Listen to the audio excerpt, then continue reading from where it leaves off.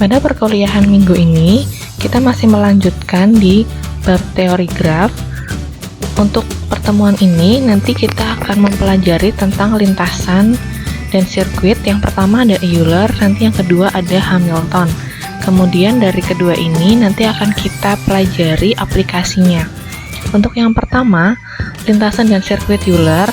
Untuk definisi lintasan dan sirkuit, sudah pernah kita pelajari di materi minggu lalu.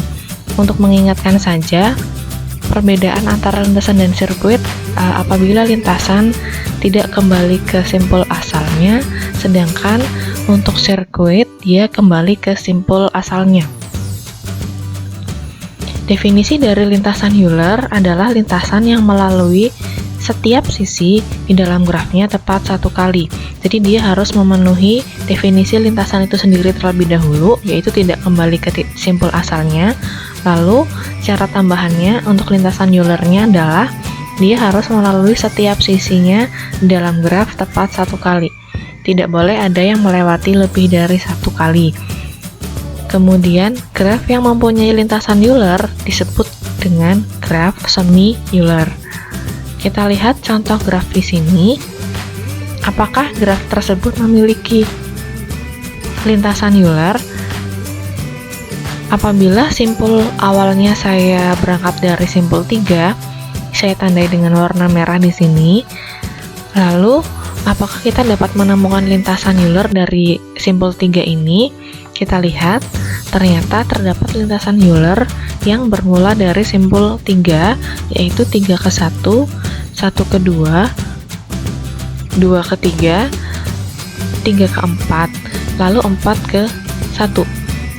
Terlihat di sini masih berupa lintasan karena berangkat dari simpul 3 tetapi tidak kembali ke simpul 3 lagi. Dan setiap sisinya dikunjungi tepat satu kali sehingga bisa dikatakan lintasan ini adalah lintasan Euler. Apakah masih ada kemungkinan lintasan Euler yang lain? Ternyata masih ada.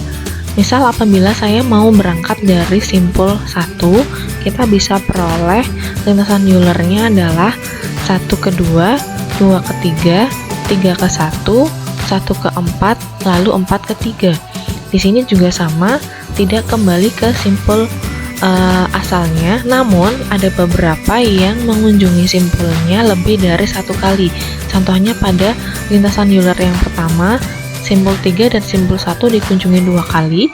Untuk lintasan Euler yang kedua, simpul 1 dan simpul 3 juga dikunjungi 2 kali. Hal tersebut diperbolehkan, yang penting dalam konsep lintasan Euler yang hanya diperbolehkan dikunjungi satu kali adalah sisinya, bukan simpulnya.